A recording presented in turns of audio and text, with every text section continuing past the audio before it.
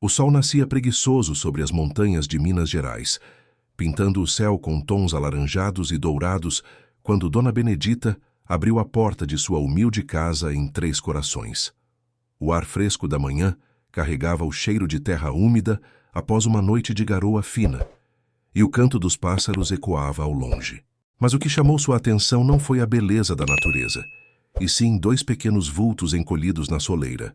Marina, uma menininha de apenas 3 anos, com cachinhos castanhos desgrenhados e olhos vermelhos de choro, segurava firme a mão de seu irmão Gabriel, 2 anos mais velho, que tentava se mostrar forte, mas cujos lábios tremiam de medo. As roupinhas deles estavam sujas de poeira e lama, como se tivessem andado por horas na estrada escura. "Meu Deus do céu, o que é isso?" murmurou Benedita, o coração apertado ao ver aquelas crianças abandonadas como filhotes perdidos. Ela se ajoelhou devagar, ignorando a dor nas costas cansadas de anos de trabalho árduo, e estendeu as mãos calejadas. "Onde estão seus pais, meus anjinhos? Quem trouxe vocês até aqui?" Marina, com a vozinha fraca e entrecortada por soluços, apenas apontou para a estrada vazia que serpenteava entre as colinas, balbuciando palavras incompreensíveis misturadas a lágrimas. Gabriel, mais quieto, apertou a mão da irmã como se fosse o único elo com o mundo conhecido.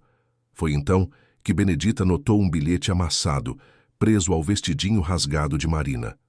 "Não posso cuidar deles. Por favor, sejam bons com meus filhos. Assinado uma mãe desesperada." As palavras, escritas com tinta borrada, pareciam carregadas de dor e arrependimento, mas também de uma frieza que gelou o sangue de Benedita. Benedita já criava 12 filhos em sua casinha de taipa e telhado de palha, alguns biológicos, outros acolhidos de famílias vizinhas que não podiam sustentá-los. A mesa era sempre apertada, com feijão e arroz esticados ao máximo, e o dinheiro vindo de lavouras esporádicas e costuras que ela fazia à noite à luz de lamparina. Mas seu coração era um oceano de compaixão, vasto o suficiente para abrigar mais 2 almas perdidas. Naquele mesmo dia, ela lavou as crianças, vestiu-as com roupas remendadas dos filhos mais velhos e as sentou à mesa para uma refeição quente de mingau de fubá. "Vocês são bem-vindos aqui", disse ela, com um sorriso que escondia a preocupação com as bocas extras a alimentar. Deus providencia. A adaptação foi um turbilhão de emoções. Marina chorava todas as noites, chamando por mamãe em sonhos agitados, acordando suada e tremendo, como se o abandono fosse uma ferida aberta que sangrava no escuro.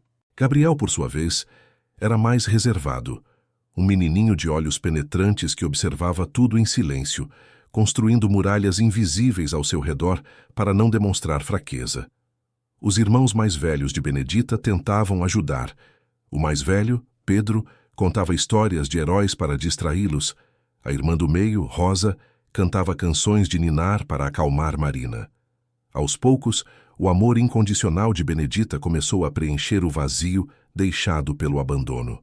Ela os abraçava com força, sussurrando que eles eram especiais, que o destino os havia unido para formar uma família maior e mais forte. Mas no fundo da alma de Marina, uma semente de dúvida foi plantada.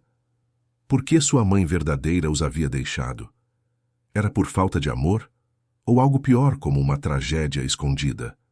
Essa pergunta ecoaria por anos, como um sussurro persistente no vento das montanhas, moldando o caráter da menina e preparando o terreno para um reencontro que mudaria tudo.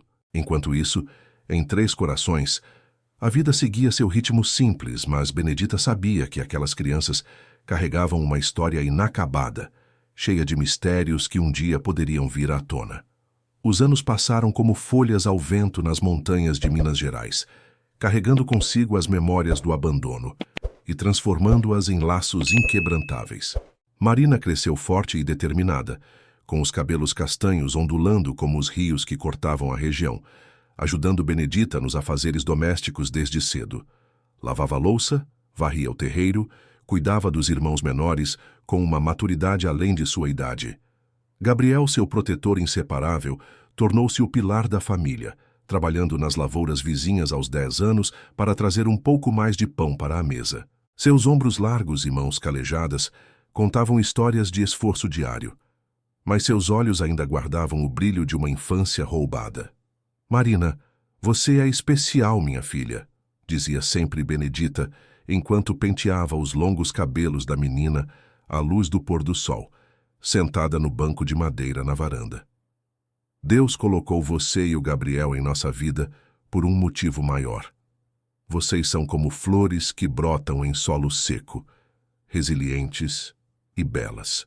Marina sorria, sentindo o calor do afeto maternal adotivo, mas no fundo do peito carregava uma pergunta que ardia como brasa.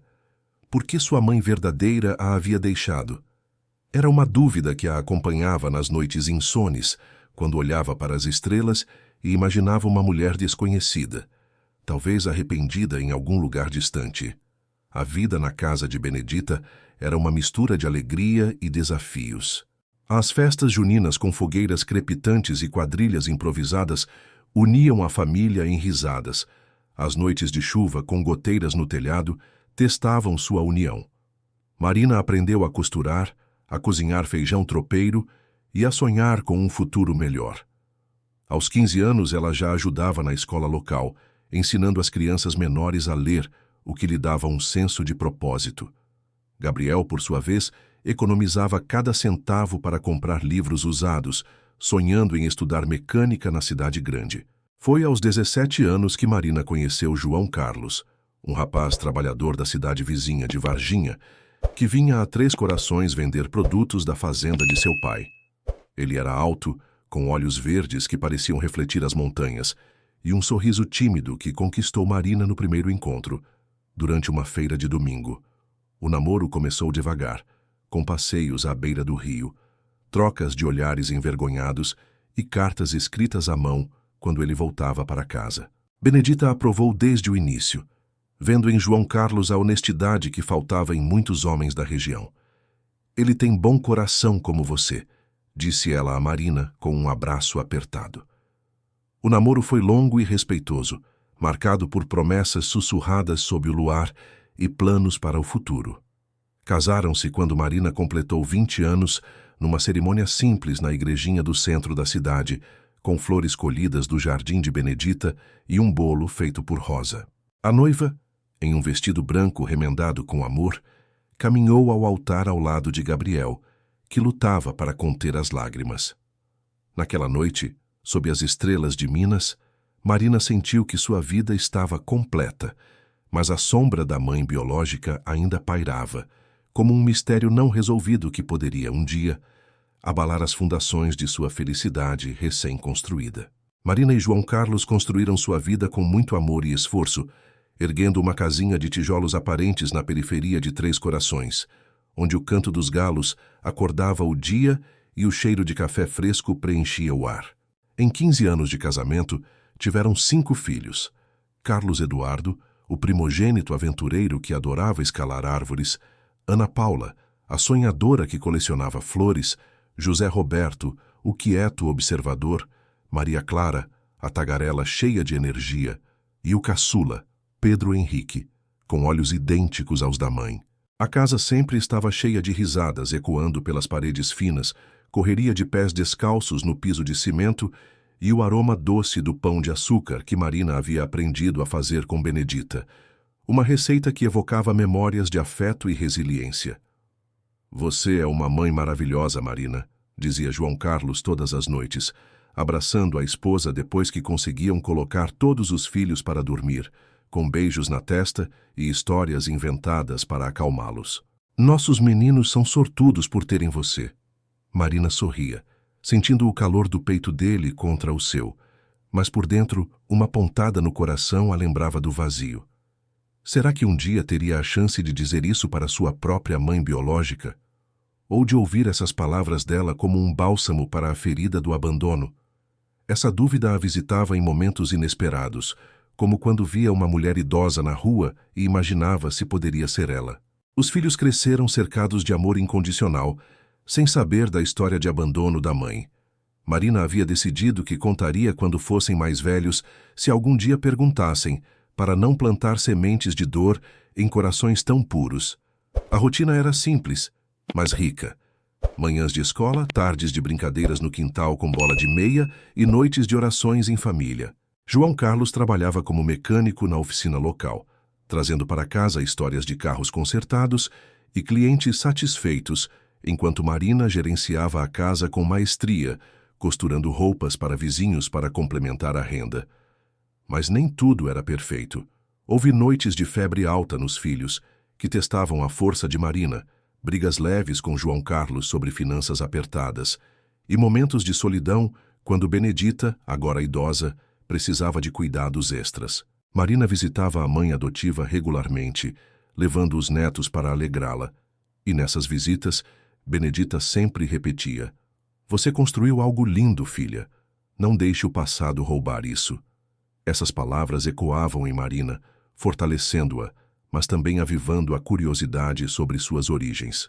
Gabriel, agora casado e vivendo em Belo Horizonte, ligava esporadicamente, compartilhando sucessos no trabalho, mas ambos evitavam falar do abandono como se fosse uma ferida cicatrizada, mas sensível ao toque. À medida que os anos passavam, Marina sentia uma gratidão profunda pela família que havia criado, mas uma inquietação sutil crescia. E se o passado voltasse para cobrar seu preço? Essa tensão latente tornava cada momento de felicidade mais precioso, como se ela soubesse intuitivamente que uma tempestade se aproximava, pronta para testar os laços que tanto prezava.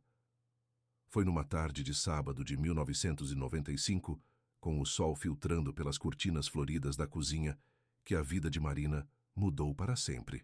Ela estava preparando o almoço, cortando cebolas que faziam seus olhos arderem, misturadas ao cheiro de alho fritando na panela, quando o telefone tocou, quebrando o silêncio habitual da casa vazia, pois João Carlos e as crianças haviam saído para uma visita à Benedita. "Alô, Marina, é a Conceição", disse a voz animada da irmã de criação do outro lado da linha, mas com um tom urgente que fez Marina pausar a faca no ar. Conceição, sempre falante e envolvida nas fofocas da cidade, continuou sem pausas. "Preciso te contar uma coisa muito importante. Você não vai acreditar." "Fala, Conceição. O que aconteceu? Algum problema com a mamãe Benedita?" perguntou Marina, o coração acelerando ligeiramente, limpando as mãos no avental manchado. Não. Ontem eu estava numa festa de aniversário da comadre Neuza, aquela lá da rua de cima.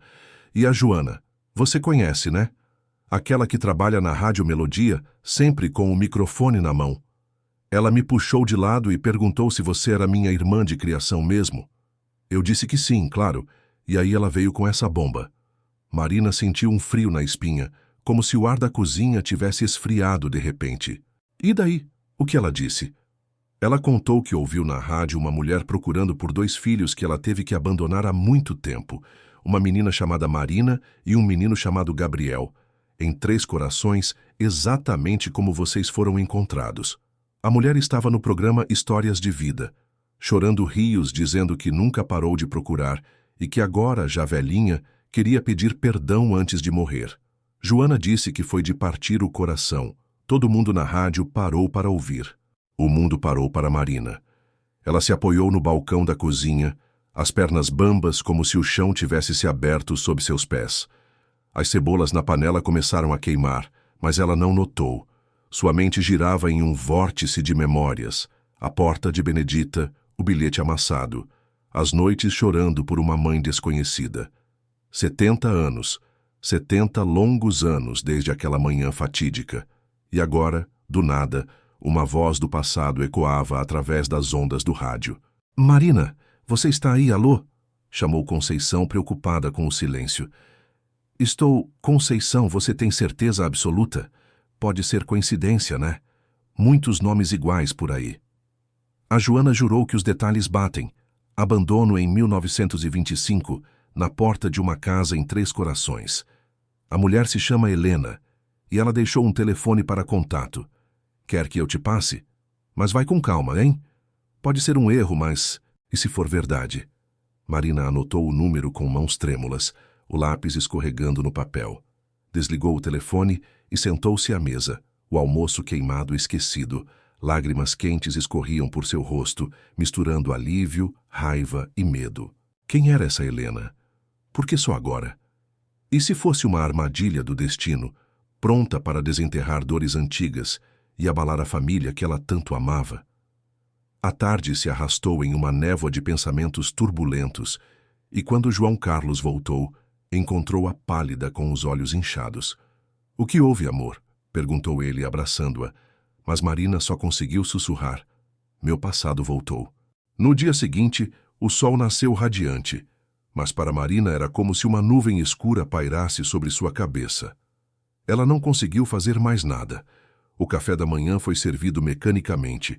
As crianças notaram a mãe distraída e João Carlos a observava com preocupação crescente. — Vai ligar para a rádio? Perguntou ele, segurando sua mão. Marina assentiu, o peito apertado de ansiedade, como se estivesse à beira de um precipício. Ligou para a Rádio Melodia logo cedo, antes que o medo a paralisasse. — Bom dia, gostaria de falar sobre aquele programa onde uma senhora estava procurando pelos filhos abandonados, disse ela, a voz tremendo ligeiramente. — Ah, sim, a dona Helena. Foi muito emocionante, viu? A senhora chorou o tempo todo contando a história. Ela deixou um telefone de contato aqui. Quer que eu passe? Mas vai com jeito, hein? Ela está fragilizada, respondeu a atendente, com um tom empático que só aumentou a tensão de Marina. Anotou o número com as mãos suadas, o coração batendo como um tambor. Passou horas encarando o papel, imaginando cenários. E se fosse uma impostora? E se fosse real, e as explicações fossem dolorosas demais? Finalmente, reunindo coragem, discou. Cada toque parecia eterno, ecoando em sua mente. — Alô? Veio uma voz frágil do outro lado, rouca pelo tempo, mas com um timbre que, de alguma forma misteriosa, soava familiar, como um eco distante de uma canção de ninar esquecida. — Dona Helena, meu nome é Marina, Marina Silva. Acredito que a senhora possa ser minha mãe biológica. Fui abandonada em Três Corações com meu irmão Gabriel quando tinha 3 anos. Silêncio. Um silêncio pesado, carregado de décadas de dor acumulada. Em seguida, um choro intenso, soluçante, que fez Marina apertar o fone com força. — Marina, minha menina, é mesmo você? Meu Deus, depois de tanto tempo. Eu procurei vocês a vida toda. Todos os dias pensei em vocês, orei por vocês. As palavras de Helena fluíram como uma represa rompida. Ela contou brevemente sobre a juventude difícil, a gravidez inesperada, a impossibilidade de criar as crianças sozinha em uma São Paulo hostil dos anos 1920. Eu era só uma menina de 22 anos, sozinha no mundo. Seu pai sumiu e eu não tinha família. Deixei vocês com aquela senhora bondosa porque sabia que ela cuidaria. Mas nunca parei de sofrer, de imaginar como estariam. Marina ouvia, lágrimas escorrendo, uma mistura de empatia e raiva borbulhando dentro dela. — Por que não voltou antes, mãe? Por que esperou 70 anos? Helena hesitou. — Medo, filha, medo de rejeição, e a vida me levou por caminhos difíceis. Mas agora, antes de partir, preciso ver vocês. Combinaram um encontro, mas ao desligar, Marina sentiu um turbilhão. Alegria pelo reencontro iminente, mas também um pressentimento de que essa verdade traria sombras inesperadas, capazes de abalar sua vida estável. Gabriel, ao ser informado por telefone, reagiu com ceticismo inicial, mas logo se uniu à busca, prometendo vir de Belo Horizonte. Juntos, irmão e irmã embarcaram em uma jornada emocional, desenterrando documentos antigos e memórias fragmentadas, preparando-se para enfrentar o passado que tanto os moldara. Uma semana depois, Marina estava na rodoviária de São Paulo, o coração batendo descompassado como um relógio enlouquecido. O barulho dos ônibus chegando e partindo, o cheiro de diesel misturado a pastel frito e a multidão apressada criavam um cenário caótico que espelhava sua turbulência interna. João Carlos havia insistido para acompanhá-la, oferecendo seu ombro forte, mas ela queria esse momento sozinha, um confronto íntimo com o passado que a definira. O ônibus de Helena atrasou, aumentando a agonia. Marina andava de um lado para o outro, revisitando memórias, o abandono, as noites chorando por uma mãe fantasma, a vida reconstruída com Benedita. Finalmente o veículo chegou e dela desceu devagar uma senhora de 92 anos, pequena e frágil, apoiada em uma bengala velha. Seus cabelos brancos rareavam.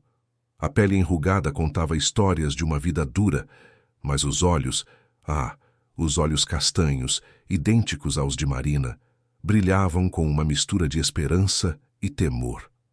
As duas se olharam por longos segundos, o tempo congelado em um instante eterno.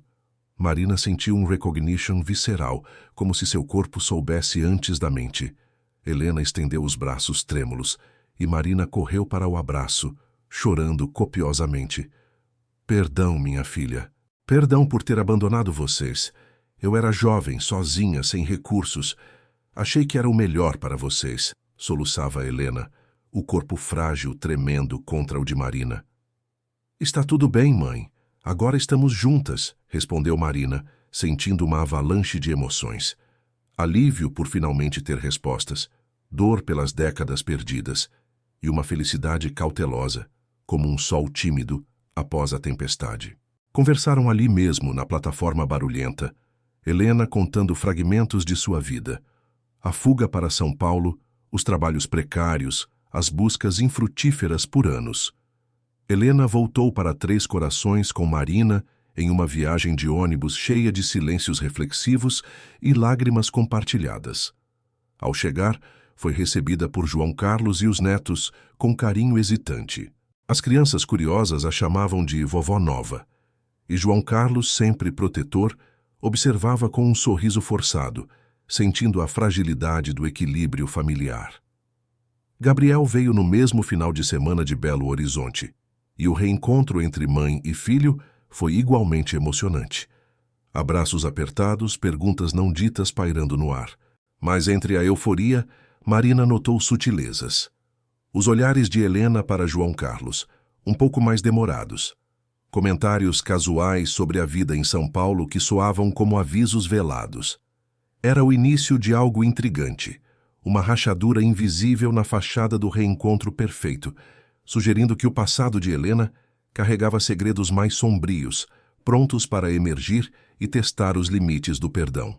Os primeiros meses foram como um sonho acordado, cheio de descobertas e reconexões que preenchiam o vazio no coração de Marina. Helena se instalou no quarto extra da casa, um espaço simples com cama de solteiro e uma janela que dava para o quintal florido. Ela se encantou imediatamente com os netos. Carlos Eduardo a seguia por toda parte, pedindo histórias. Ana Paula trançava seus cabelos brancos, e até o caçula Pedro Henrique se aninhava em seu colo, chamando-a carinhosamente de Vovó Helena. A idosa contava aventuras de São Paulo, os bondes lotados, as feiras barulhentas, os cinemas antigos, com olhos brilhantes, revelando como pensara nos filhos todos os dias, imaginando suas vidas. Mãe, por que nunca voltou para nos procurar antes? Perguntou Marina numa tarde quente, enquanto descascavam batatas na cozinha, o sol filtrando pelas cortinas e criando padrões dançantes no piso. O cheiro de temperos pairava no ar, misturado ao som distante das crianças brincando no quintal. Helena suspirou fundo, pausando a faca, seus olhos envelhecidos nublando-se com memórias dolorosas. Filha, eu tinha vergonha profunda. Muito medo também. Pensei que vocês me odiariam pelo que fiz. A vida em São Paulo foi dura. Trabalhos mal pagos, solidão. Eu me perdi em caminhos errados tentando sobreviver, mas nunca parei de amar vocês. Suas palavras carregavam um peso, como se houvesse mais por trás, segredos não revelados que faziam Marina se perguntar o que exatamente caminhos errados significava. Nunca poderíamos odiar a senhora, mãe. O abandono doeu, mas entendo que era jovem e desesperada, respondeu Marina, tocando a mão enrugada de Helena, sentindo uma conexão crescente, mas também uma intuição de que algo estava fora do lugar. A convivência trouxe momentos mágicos, jantares em família com risadas ecoando, Helena ensinando receitas paulistas aos netos e noites de conversas profundas onde Marina compartilhava sua vida com Benedita. Gabriel visitava nos fins de semana, trazendo presentes e histórias de Belo Horizonte, fortalecendo os laços. Marina sentia que finalmente um vazio dentro de si estava sendo preenchido, como peças de um quebra-cabeça se encaixando após décadas dispersas. No entanto, sutilezas começaram a surgir. Helena às vezes olhava para João Carlos com admiração excessiva, comentando sua força ou bom humor de forma que soava inocente, mas deixava Marina inquieta. Ele é um bom provedor, filha. Você tem sorte, dizia ela, com um sorriso que parecia esconder mais. Marina atribuía ao tempo perdido. Mas uma semente de dúvida foi plantada, tornando a convivência não só reconfortante, mas também intrigante, como se o sonho pudesse virar pesadelo a qualquer momento. Com o passar dos meses, o sonho inicial começou a mostrar rachaduras sutis, como uma casa velha sob ventos fortes. Helena, acostumada com a vida agitada de São Paulo, ruas iluminadas, bares lotados e uma liberdade urbana que Três Corações não oferecia, se sentia entediada na pequena cidade mineira. O ritmo lento, com galos cantando ao amanhecer e vizinhos fofocando na praça, a irritava, e ela começou a fazer comentários sobre a simplicidade da vida de Marina, comparando com famílias mais sofisticadas que conhecera na metrópole. Em São Paulo conheci mulheres que souberam aproveitar melhor a vida, filha, dizia Helena durante o café da manhã, olhando para o vestido simples de algodão de Marina, remendado por ela mesma. Você podia se cuidar mais, comprar roupas novas, fazer o cabelo. Uma mulher precisa se valorizar para manter o marido interessado.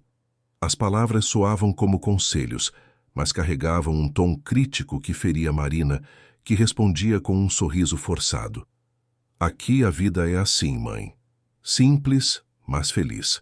João Carlos notou que a sogra começou a prestar mais atenção nele do que deveria.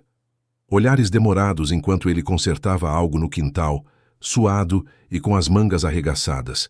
Comentários sobre como ele estava bem conservado para a idade, com um brilho nos olhos que o deixava desconfortável. Hoje ela ficou me perguntando sobre meu trabalho, quanto eu ganho, se eu estava satisfeito com a vida, e o jeito que olhava a Marina, não sei, comentou ele uma noite deitado ao lado da esposa, a luz da lua infiltrando pelo quarto. Ela está apenas tentando conhecer melhor a família, João. Dê tempo ao tempo. Depois de 70 anos, é normal querer se conectar, respondeu Marina. Mas no fundo sentia uma pontada de ciúme e preocupação. Helena também criticava sutilmente a educação dos netos. Em São Paulo, as crianças vão a escolas melhores, aprendem mais. Os filhos, sensíveis à atenção, começavam a se afastar um pouco da avó, preferindo brincar fora de casa. A convivência, outrora harmoniosa, agora carregava uma eletricidade no ar, como antes de uma tempestade. Marina tentava mediar, organizando passeios à praça ou visitas a Benedita para distrair Helena, mas os comentários persistiam, erodindo a paz familiar. Gabriel, em uma visita, notou: mãe parece inquieta, como se estivesse procurando algo mais. Marina ria, mas internamente questionava. Seria o tédio ou algo mais profundo e perigoso no caráter de Helena? Essas rachaduras iniciais criavam suspense, fazendo Marina se perguntar se o reencontro seria uma bênção ou uma maldição disfarçada. Foi numa tarde chuvosa, com gotas tamborilando no telhado de zinco, que Helena resolveu abrir mais sobre sua vida em São Paulo, enquanto dobravam roupas recém-lavadas na sala apertada. O ar úmido carregava o cheiro de sabão e terra molhada, e Marina sentia uma curiosidade mórbida, misturada à apreensão. Sabe, Marina, em São Paulo eu trabalhei com muita coisa diferente para sobreviver. Não foi fácil para uma mulher sozinha nos anos 30, começou Helena, dobrando uma camisa com mãos trêmulas, mas voz firme. Que tipo de trabalho, mãe? Conte mais, quero entender sua vida, incentivou Marina, sentando-se ao lado dela no sofá desgastado, o coração acelerado. Helena hesitou, olhando para o chão, depois ergueu os olhos com uma naturalidade que chocou Marina. Fui acompanhante, filha. Sim, prostituta, se preferir o termo cru. Era o jeito que eu tinha de me sustentar, pagar aluguel, comer. A cidade engole os fracos, e eu aprendi a ser forte do meu jeito. As palavras caíram como pedras em um lago calmo, criando ondas de choque em Marina, que parou de dobrar as roupas, o rosto pálido. Mãe, Eu não sabia. Deve ter sido terrível, murmurou ela, tentando processar a revelação, imaginando a jovem Helena nas ruas perigosas de São Paulo, sozinha e vulnerável. E sabe o que é engraçado? Continuou Helena, com um sorriso amargo que não chegava aos olhos. Mesmo agora, aos 92 anos, ainda tenho alguns clientes antigos que ligam quando vão a São Paulo. O seu Antônio, por exemplo, um viúvo rico, sempre me procura quando está na cidade. Diz que ninguém o entende como eu. Ela riu baixinho, como se fosse uma anedota leve, mas para Marina era um soco no estômago. Mãe, por favor, pare. Isso é do passado, né? Agora você está aqui com a família, tentou interromper Marina, a voz falhando, sentindo náusea ao imaginar a mãe ainda envolvida nesse mundo. Homem é homem em qualquer idade, né, filha? E eu sempre soube como agradar. Foi o que me manteve viva. Helena piscou como se estivesse compartilhando um segredo divertido, mas Marina se levantou abruptamente, pretextando uma dor de cabeça. Aquela revelação abalou Marina profundamente. À noite, deitada ao lado de João Carlos, ela chorou em silêncio, questionando tudo. O abandono agora fazia mais sentido, mas trazia uma sombra de julgamento. E se essa experiência de Helena influenciasse a família agora? Gabriel, ao saber por telefone, ficou chocado. Isso explica muita coisa, mas precisamos vigiar. As revelações criaram uma tensão palpável, tornando cada interação com Helena carregada de subtexto, como se mais segredos estivessem prestes a explodir. As insinuações de Helena para João Carlos foram ficando cada vez mais explícitas, transformando a casa em um campo minado de tensões. Ela começou a usar roupas mais decotadas, blusas antigas que realçavam seu colo enrugado, mas ainda com um ar de sedução aprendido, a se perfumar com um cheiro doce e forte antes dele chegar do trabalho, e a fazer comentários sobre como Marina não sabia valorizar o marido que tinha. João Carlos, você é um homem muito atraente, sabia? Forte, trabalhador. Minha filha tem sorte de ter alguém como você, disse ela certa manhã, quando Marina tinha saído para fazer compras no mercado local. A cozinha estava iluminada pelo sol da manhã, e Helena se aproximou dele enquanto ele tomava café, tocando levemente seu braço. Obrigado, dona Helena. Agora, se me dá licença, preciso ir trabalhar, respondeu ele, desconfortável, sentindo o perfume invasivo e o olhar insistente. Ele se levantou rapidamente, mas ela bloqueou o caminho com um sorriso malicioso. Você sabe, eu tenho experiência com homens. Muita experiência. Se um dia você quiser conversar sobre alguma coisa que a Marina não entende, ou não faz direito, estou aqui. Às vezes, um homem precisa de mais do que o rotineiro. Sua voz era baixa, conspiratória, e João Carlos sentiu um arrepio de repulsa. Dona Helena, com todo o respeito, a senhora é minha sogra. Vamos manter nossa conversa nos limites familiares. Isso não é apropriado, rebateu ele, o rosto sério e corado de raiva contida, saindo da cozinha apressado. Helena riu sozinha. Ah, João, você é muito certinho, mas todo homem tem suas necessidades, e eu sei como atendê-las melhor que ninguém. Ao longo dos dias, as investidas continuaram. Bilhetes deixados na mesa com elogios, olhares prolongados durante as refeições e comentários sussurrados quando Marina não estava por perto. João Carlos começou a evitar ficar sozinho com ela, chegando mais tarde do trabalho e saindo cedo. Marina notava a mudança no marido, distante, irritado, mas atribuía ao estresse. Os filhos sentiam a atmosfera pesada, brincando menos na presença da avó. Gabriel, em uma ligação, alertou. Cuidado, mana. Mãe parece não ter mudado. A tensão escalava, criando um suspense sufocante. Quanto tempo até que Marina descobrisse e o confronto explodisse, ameaçando destruir o casamento e a família? Marina descobriu o que estava acontecendo de forma dolorosa, como um punhal cravado no peito sem aviso. Chegou em casa mais cedo do mercado, com sacolas cheias de frutas frescas e pães quentes, ansiosa para preparar um almoço especial. O sol do meio-dia batia forte, mas ao entrar pela porta dos fundos, ouviu vozes baixas na cozinha, o sussurro de Helena e a voz tensa de João Carlos. Paralisada atrás da porta entreaberta, ela viu a cena. Helena, inclinada sobre João Carlos, que estava sentado à mesa consertando uma ferramenta, sussurrando em seu ouvido com uma mão no ombro dele. João, você merece mais. Eu posso te mostrar prazeres que Marina nunca sonhou, murmurava ela, o tom sedutor contrastando com sua idade avançada. João Carlos se afastou imediatamente ao notar Marina, o rosto pálido de choque. Marina, não é o que parece, exclamou ele, levantando-se rápido. O que está acontecendo aqui? Perguntou Marina, a voz trêmula, as sacolas caindo no chão com um baque surdo, frutas rolando pelo piso. Nada demais, filha. Estava apenas conversando com seu marido sobre a vida, disse Helena, sem demonstrar qualquer constrangimento, ajustando o decote da blusa com um sorriso desafiador. João Carlos se aproximou de Marina, puxando-a para o quarto. Preciso conversar com você. A sós. Agora. No quarto, com a porta fechada, ele desabafou tudo.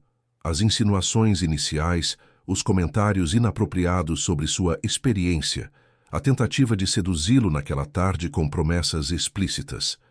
Ela disse que eu precisava de uma mulher de verdade, Marina. Eu a rejeitei todas as vezes, juro, mas isso está insuportável. Marina sentiu o mundo desabar ao seu redor. As lágrimas vieram quentes e furiosas, misturadas a uma raiva profunda. Após 70 anos procurando por sua mãe, esperando pelo reencontro como um milagre, descobrir que ela estava tentando destruir seu casamento era devastador. Uma traição que cortava mais fundo que o abandono inicial. Como ela pôde? Minha própria mãe. Soluçou ela, caindo nos braços de João Carlos, que a abraçava forte, mas com olhos cheios de dor. A descoberta abalou as fundações de sua vida, o amor pelo marido agora ameaçado, os filhos expostos a uma avó tóxica e o sonho do reencontro virando pesadelo. Gabriel, informado por telefone, veio correndo. Vamos confrontá-la juntos. Mas Marina sabia que o confronto seria inevitável e doloroso, testando sua força e o perdão que tanto pregava. Naquela noite, após as crianças dormirem, Marina confrontou Helena na sala iluminada por uma lâmpada fraca, o ar pesado com o cheiro de jantar ressecado. João Carlos ficou no quarto, dando espaço, mas pronto para intervir. Helena sentava no sofá, tricotando calmamente como se nada tivesse acontecido. Mãe, preciso saber a verdade. O que está acontecendo entre a senhora e meu marido? Não minta, eu vi e ouvi tudo, disse Marina, a voz firme apesar do tremor interno, parada de pé como uma sentinela. Helena parou o tricô, erguendo os olhos com surpresa fingida, mas logo assumiu um tom desafiador. Marina, você é muito ingênua, filha. João Carlos é um homem de verdade, forte, viril, e você não sabe como tratá-lo direito. Vive nessa rotina monótona de dona de casa. Como assim? O que você quer dizer com isso? Rebateu Marina, o coração disparado, sentindo a raiva subir como bile. Eu conheço homens, filha. Vivi com eles para eles. Sei como satisfazê-los de um jeito que você nunca vai saber, com sua vida certinha e sem graça. João Carlos merece mais do que essa vida morna que você oferece. Merece paixão, fogo, o que eu ainda posso dar, mesmo aos 92. Helena falava com uma frieza calculada, como se justificasse um ato natural. Marina sentiu uma raiva que nunca havia experimentado, vermelha e pulsante. A senhora está tentando seduzir meu marido, minha própria mãe, depois de tudo que passamos. Isso é doentio. Helena riu, um riso amargo e sem remorso. Seduzir? Estou tentando mostrar para ele o que é uma mulher de verdade. Você devia me agradecer por abrir seus olhos. Na vida, filha, a gente pega o que pode enquanto pode. Se eu não tivesse aprendido isso, teria morrido de fome em São Paulo. Homens são fracos e eu sou especialista em explorá-los. Mãe, a senhora está doente. Isso não é normal. Depois de 70 anos, você vem destruir minha família? Gritou Marina, lágrimas de fúria escorrendo. Normal? O que é normal, Marina? Sobrevivência é normal. E se João quiser, eu estou aqui. O confronto escalou, com acusações voando como flechas, revelando o lado sombrio de Helena. Uma mulher moldada pela dureza, sem limites morais. Marina saiu dali abalada, mas determinada. O confronto a fortalecera, mas também a deixara com uma escolha impossível à frente. Marina passou dias sem conseguir dormir, o corpo exausto e a mente em turbilhão. Seu casamento estava por um fio. João Carlos, outrora afetuoso, agora se mostrava distante, evitando toques e conversas profundas, ferido pela situação. Os filhos percebiam a tensão, perguntando por que vovó Helena os olhava estranho e por que os pais brigavam sussurrando. Helena, por sua vez, continuava com suas investidas sutis como se o confronto não tivesse acontecido, aumentando o caos. Marina, ou você toma uma atitude, ou eu vou embora desta casa, disse João Carlos numa manhã chuvosa, os olhos vermelhos de noites mal dormidas, enquanto tomavam café em silêncio. Não consigo mais viver assim, com ela me perseguindo e você dividida. Eu te amo, mas isso está nos destruindo. Para onde ela vai, João? É uma senhora de 92 anos, frágil, sozinha. Depois de 70 anos eu a encontrei, perdoei o abandono. Como posso abandoná-la agora? Rebateu Marina, a voz embargada, sentindo o peso da decisão como uma âncora no peito. Eu sei, amor, mas ela está destruindo nossa família. As insinuações não param e os meninos estão sentindo. Depois de tudo que passamos juntos, os filhos, as lutas, o amor que construímos, não posso aceitar isso. Escolha, ela ou nós. As palavras de João ecoaram, forçando Marina a confrontar a realidade. Dias de reflexão se seguiram. Visitas a Benedita, que aconselhou com sabedoria. Filha, amor não é sofrimento. Proteja o que você construiu. Gabriel veio ajudar, sugerindo opções como casas de repouso. Marina chorava sozinha no quintal, revivendo memórias do reencontro e do abandono, questionando se o sangue valia mais que o afeto conquistado.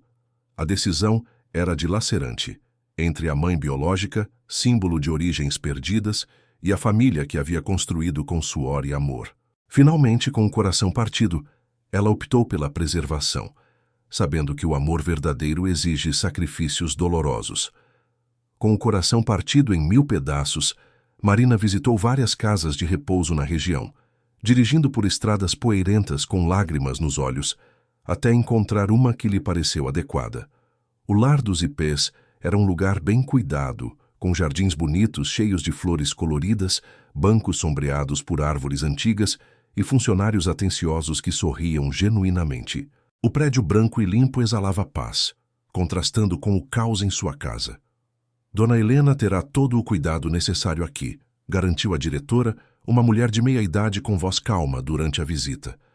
Temos enfermeiras 24 horas, atividades recreativas, refeições balanceadas e visitas livres. É uma decisão difícil, mas às vezes é o melhor para toda a família, para preservar a harmonia. Marina assentiu, imaginando Helena ali, talvez encontrando paz em companhia de outros idosos. Voltou para casa e conversou com Helena no quarto, o sol poente tingindo as paredes de laranja. Mãe, arranjei um lugar muito bom para a senhora ficar. Um lar com jardins, amigos da sua idade, cuidados profissionais. Vai ser melhor assim. Helena riu com amargura, os olhos faiscando de raiva. Você está me mandando embora por causa dele, por João Carlos. Depois de tudo, me rejeita como eu rejeitei você. Estou tentando salvar minha família, mãe. A senhora ultrapassou todos os limites, as insinuações, as tentativas com meu marido. Não posso permitir que destrua o que construí, respondeu Marina, a voz firme apesar da dor. Família, exaltou-se Helena, levantando-se devagar. Eu sou sua mãe verdadeira, sangue do seu sangue. Aquela Benedita foi apenas uma mulher que te criou, uma substituta. Benedita me amou sem pedir nada em troca. Me ensinou valores que a senhora aparentemente nunca aprendeu. Respeito, lealdade, limites. Seu sangue não apaga o mal que causou aqui. As palavras saíram cortantes, e Helena calou-se, o rosto contorcido em uma mistura de arrependimento e orgulho ferido. A conversa terminou em silêncio tenso, mas Marina sentiu um alívio amargo. A decisão, por mais dolorosa, era o caminho para a cura. Gabriel ajudou nos preparativos e João Carlos, aliviado, começou a reconectar-se. O lar dos ipês representava não um fim, mas um novo começo, cheio de incertezas emocionais. No dia em que levou Helena para a casa de repouso, Marina chorou durante todo o trajeto de carro pelas estradas sinuosas de Minas, o sol da manhã refletindo em poças de chuva recente. 70 anos esperando por esse reencontro, e ele havia durado apenas 8 meses, um furacão de emoções que deixara cicatrizes profundas. Helena, ao seu lado, olhava pela janela em silêncio, as mãos enrugadas apertando a bolsa velha. Ao chegarem ao lar dos ipês, os jardins floridos pareciam um consolo irônico. "Filha", disse Helena finalmente, virando-se para Marina com olhos úmidos, "eu sei que fiz errado. Mas é que eu passei a vida toda lutando para sobreviver do jeito que sabia. Nunca aprendi a ser mãe de verdade, a respeitar limites. Em São Paulo, era pegar ou ser pega." Marina segurou as mãos enrugadas da mãe, sentindo a fragilidade dos ossos. "Eu sei, mãe. E eu te perdoo pelo abandono, pelas escolhas. Mas não posso deixar que destrua tudo que construí. Meu casamento, meus filhos. Se isso é amor também, proteger. Você vai me visitar? Não me abandone como eu abandonei você", pediu Helena, a voz quebrada, revelando pela primeira vez vulnerabilidade genuína. "Vou sim, toda semana. E Gabriel também. Vamos tentar reconstruir devagar." Elas se abraçaram, um abraço longo e complexo, cheio de perdão e dor residual. Funcionários ajudaram Helena com as malas, e ela acenou da janela do quarto, uma figura pequena e solitária. Enquanto dirigia de volta, Marina sentiu uma paz estranha no coração. Não a felicidade sonhada, mas uma serenidade conquistada através da adversidade. O adeus não era definitivo, mas um reset necessário, deixando-a mais forte e consciente de que o amor exige coragem para dizer adeus quando preciso. Levou alguns meses para que a família de Marina voltasse ao normal, como uma ferida cicatrizando devagar, sob cuidados constantes. João Carlos, inicialmente desconfiado e distante, aos poucos foi recuperando a intimidade com a esposa. Pequenos gestos como flores colhidas no quintal, noites de conversas honestas sobre medos e sonhos, e abraços que reconectavam almas abaladas. "Você fez a escolha certa, amor. Foi corajoso da sua parte", disse ele uma noite, abraçando Marina sob as estrelas, o ar fresco de Minas limpando as mágoas. "Não sei se foi certo, mas era o que precisava ser feito. Perdi uma mãe de novo, mas salvei nossa família", respondeu ela, sentindo o peso aliviado, mas ainda presente. Os filhos, que haviam percebido a tensão sem entender completamente, voltaram a sorrir e brincar livremente, enchendo a casa de vida. Marina organizou piqueniques e visitas a Benedita, reforçando laços antigos. Gabriel ajudou, visitando regularmente e compartilhando histórias para distrair. Marina, às vezes, amar alguém é saber quando dizer não. "Você nos protegeu", reforçou João Carlos. E aos poucos o casamento se fortaleceu, tornando-se mais resiliente. Marina refletia sobre lições aprendidas. Família é escolha, não só sangue. A reconstrução foi gradual, mas transformadora, deixando todos mais unidos e gratos pela paz reconquistada. Marina cumpriu sua promessa com dedicação, visitando Helena no lar dos ipês toda semana, levando flores do jardim e fotos dos netos para alegrar os dias da mãe. O lugar, com seus jardins perfumados e rodas de conversa entre idosos, ajudou Helena a se adaptar. Ela fez amizades com outras senhoras, compartilhando histórias editadas de São Paulo, e parecia mais tranquila, longe das tensões familiares. Nunca mais falaram sobre o que havia acontecido em casa. Um acordo tácito de deixar o passado enterrado, focando no presente possível. "Como estão meus netos?", perguntava sempre Helena, os olhos brilhando ao ver as fotos, tocando os rostos com dedos trêmulos. "Estão bem, mãe. Carlos Eduardo passou no vestibular para engenharia, Ana Paula está namorando um rapaz bom, José Roberto ganhou um prêmio na escola. Maria Clara dança balete agora, e Pedro Henrique aprendeu a ler sozinho.